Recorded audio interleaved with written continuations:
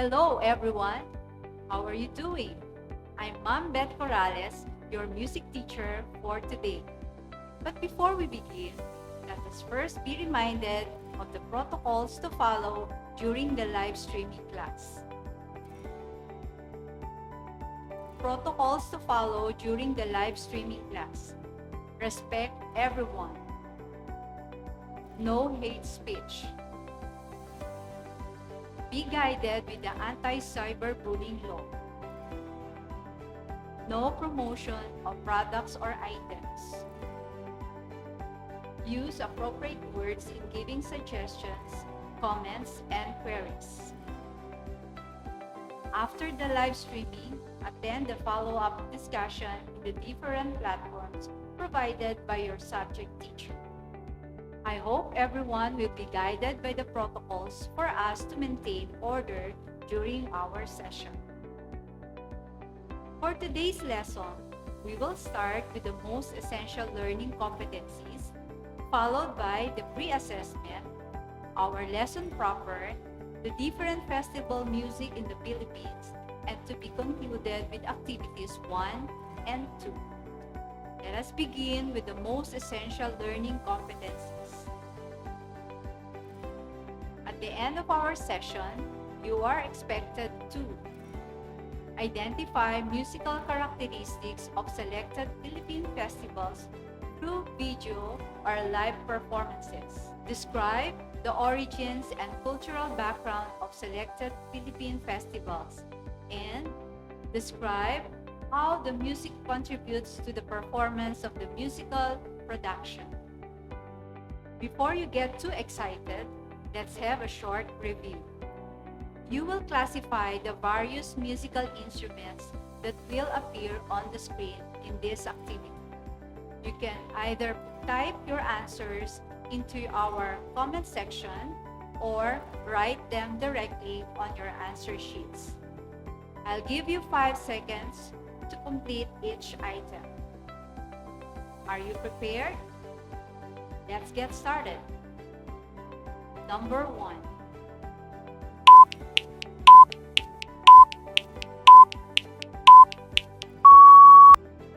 If your answer kalintang, you are correct. Number 2.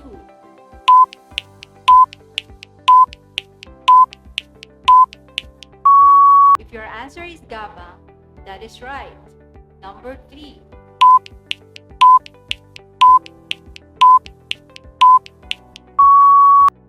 If your answer is suling, you are also right. Number 4.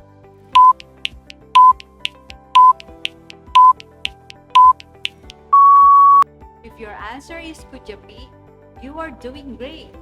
And for the last number, number 5,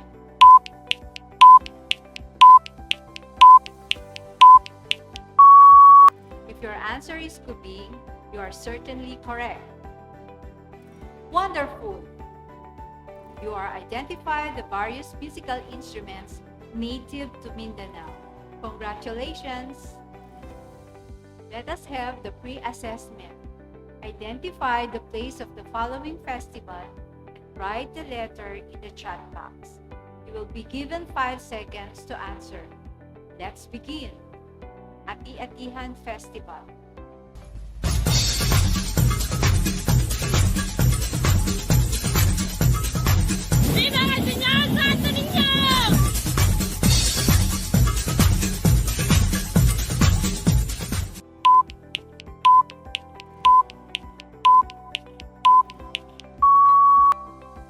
If your answer is A, Aklan, you are correct.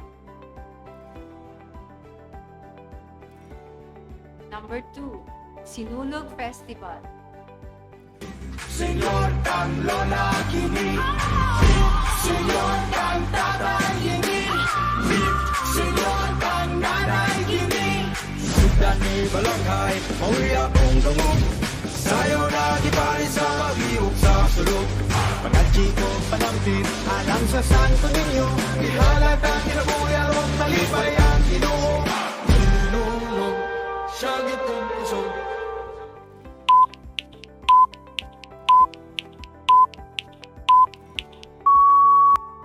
If your answer C, Cebu City, you are also right. Number 3, Sublian Festival.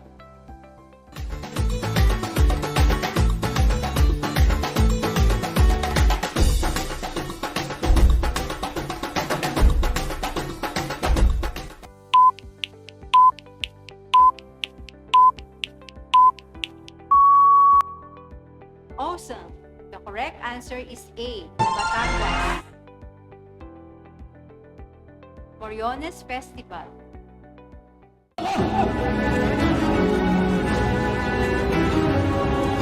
Noong una ay bulag-bulag ng aking isip, puso at kaluluwa.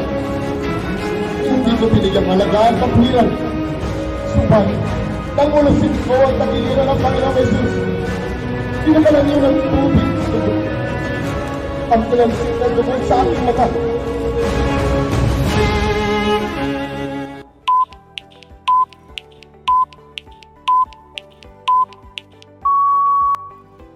Your answer D, Marinduque. You are certainly doing great. Ibalong Festival. Balong etikong bikulun, istoryan baltong hanjong bantong, istoryan suano'y bikulun, kung pa kayong panahon. Ibalong, ibalong, ibalong, ibalong, nagmukha't kultura, tierra de Ibalong.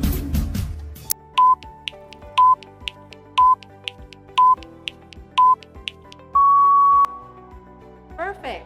The correct answer is A, Bicol.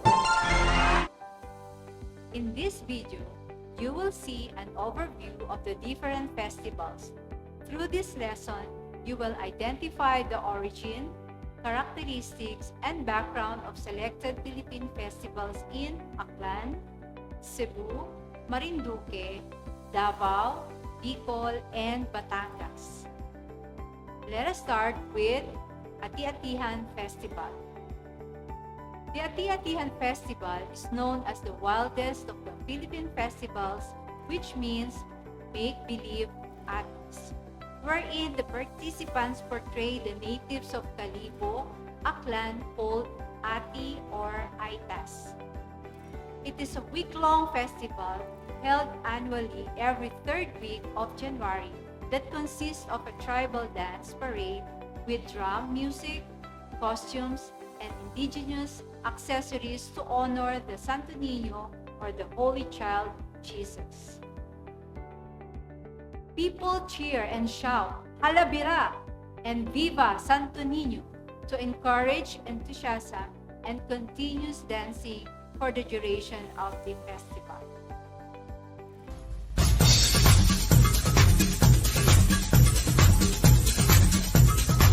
Viva el Señor Santo Niño!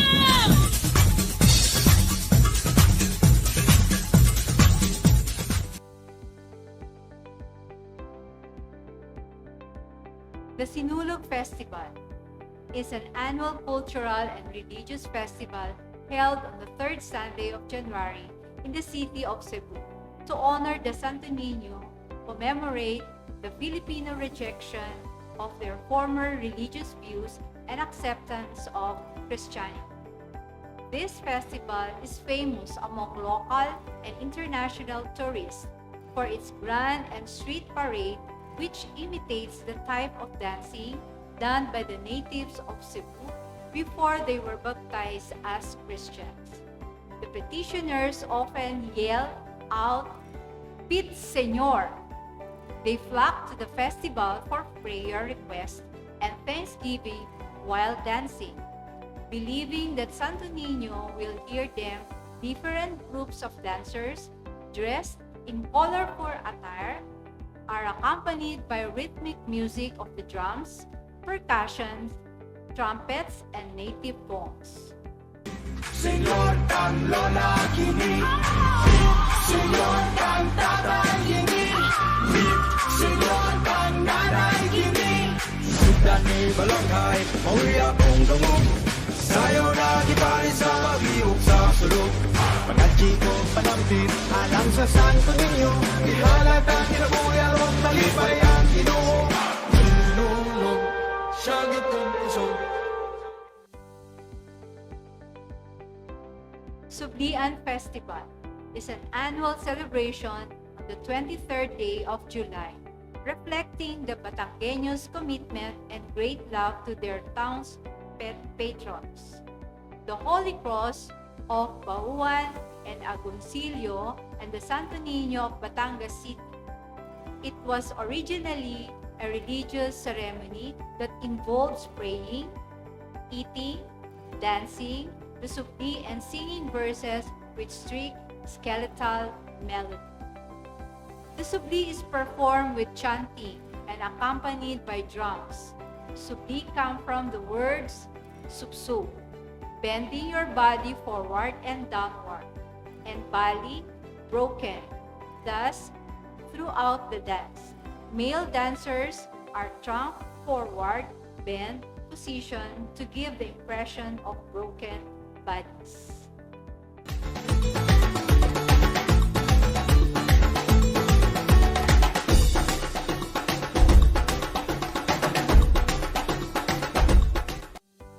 Moriones Festival is a colorful folk religious festival during Holy Week in the island known as the heart of the Philippines, the island of Marinduque.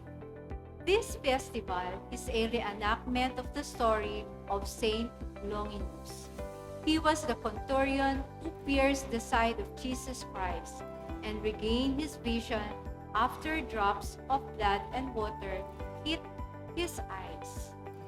Participants play the role of Roman soldiers and wear the Moriones costume so that no one can identify them. The Morions wear their costumes for entire week.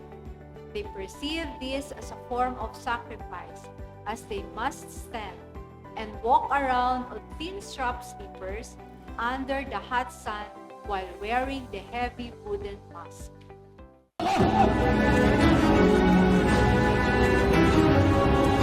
Noong una ay bulag ng aking isip, puso at kaluluwa. Hindi ko binigyang halaga ang kapwiran. Subalit, nang ulusin ko ang tangiliran ng Panginoong Jesus, pinakalan niyo ng tubig sa dugo. Ang pinalisik ng dugo sa aking mata.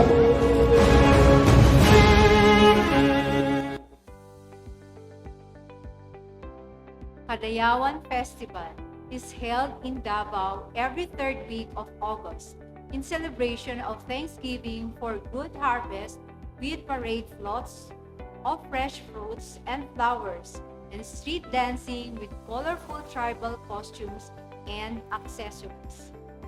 Kadayawan comes from the word kadayaw, meaning thanksgiving for nature's gift, warm and friendliness greeting, and to describe things that is good, valuable, superior, and beautiful. The celebration originated from the tribal festivals of the Lumad and Muslim tribes of Davao in the 70s, featuring the dances and rituals of Thanksgiving. It was used to be called Apo Diwali to promote Davao's famous icons, the highest peak of the country, Mount Apo, King of Fruits, Durian, and Queen of Orchids, Waling Waling. Kada Agosto, bibo kaayo, kay dunay piyesta, diri sa amo, sayaw sa dalan, kaon ug durian, magkiay-kiay, kay kadayawan, kadayawan, kadayawan, kadayawan, kadayawan, kadayawan, kadayawan,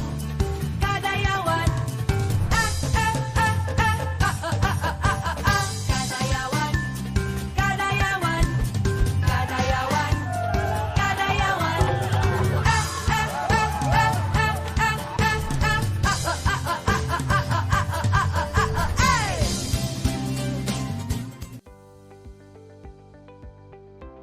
Ibalong Festival is held in Bicol region.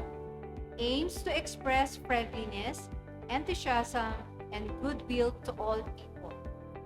Bicolanos and tourists celebrate the festival to commemorate the three heroes of the Bicol epic town of Ibalon, namely Baltog, Hadyong, and Bantong. In this festival, the people parade in the streets wearing masks and costumes like the heroes and villains of the epic. Balong epikong Bicolon, Istoryan baltog hanjong bantong, Istoryang suano'y Bicolon, kung pa kay tong panahon. Ibalong, Ibalong, Ibalong, Ibalong, nagmukat ang kultura, tierra de Ibalon. Panagbenga Festival is an annual flower festival celebrated every February, which takes place in Baguio City. The term Panagbenga comes from a Kankanay term meaning season of blooming. This festival reflects the history, traditions, and values of Baguio and Cordilleras. It lasts over a month long and flourishes through community spirit involvement.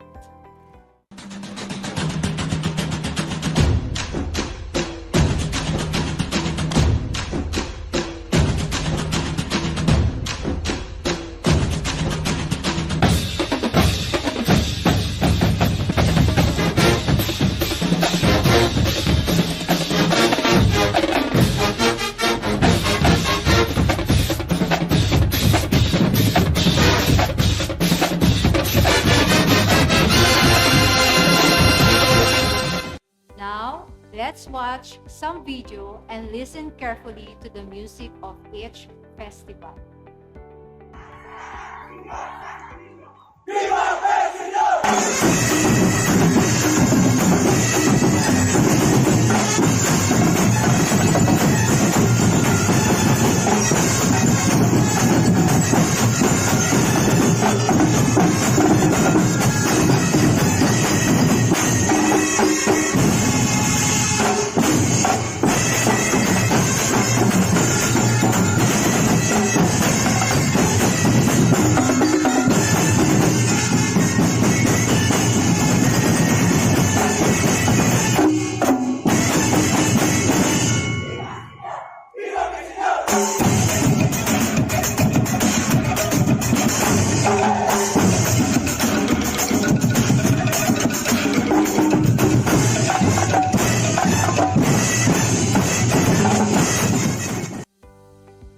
What are the common instruments used in the festival?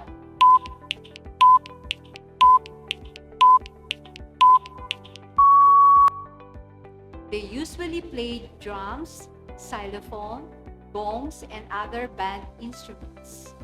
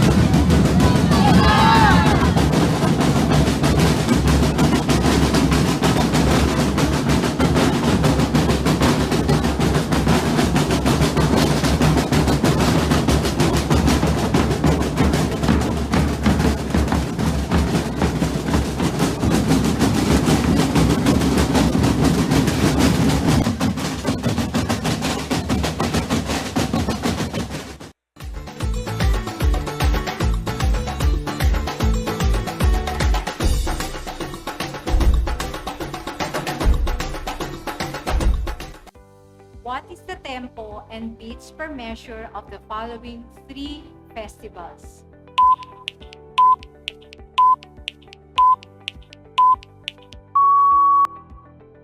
Sinulog Festival, 140 to 145 beats per measure, Vivace. Ati-Atihan Festival, 120 beats per measure, Allegro. And Sublian Festival, 116 beats per measure, Allegro. Let's have another set of activity. Identify what festival is being described in each number. Choose your answer on the choices provided after each question. You'll be given 5 seconds to type your answer in our comment box. Number 1. This festival aims to express friendliness, enthusiasm, and goodwill to all people. It celebrates epic stories of 3 heroes, namely Baltog, Hadyong, and Bantong, and other Asians.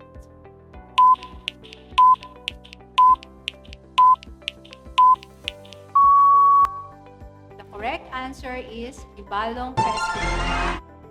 Number 2. It is a festival held every 3rd of July that shows the strong religious ritual of Batanggenyos.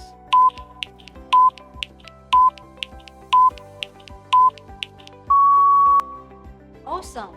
The correct answer is Subian. Number 3. This festival was named after the natives of Aklan, which is held annually on the 3rd week of January for a week consisting of a tribal dance parade along the streets with music and costumes.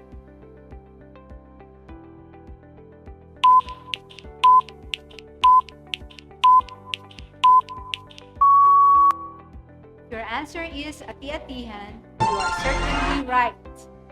Number 4. A colorful folk religious festival during the Holy Week with Roman costumes and painted masks replicating the clothes of biblical Roman soldiers is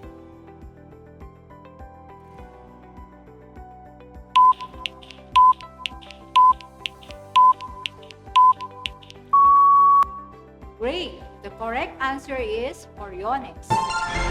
Number 5. This festival is held on the 3rd Sunday of January in Cebu that commemorates the rejection by the Filipinos of their former animist belief and the acceptance of Christianity.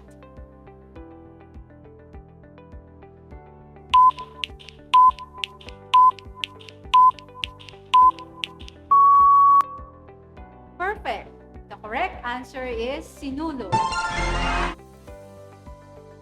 The festival is a celebration or series of events and performances in commemoration of a person, religious events, history, or stories. I hope you have fun while learning in our today's live streaming session in Music 7. Once again, this is Mom Beth leaving you an important thought about the power of music. Music produces a kind of pleasure which human nature cannot do without. Stay safe, everyone. Have a good day.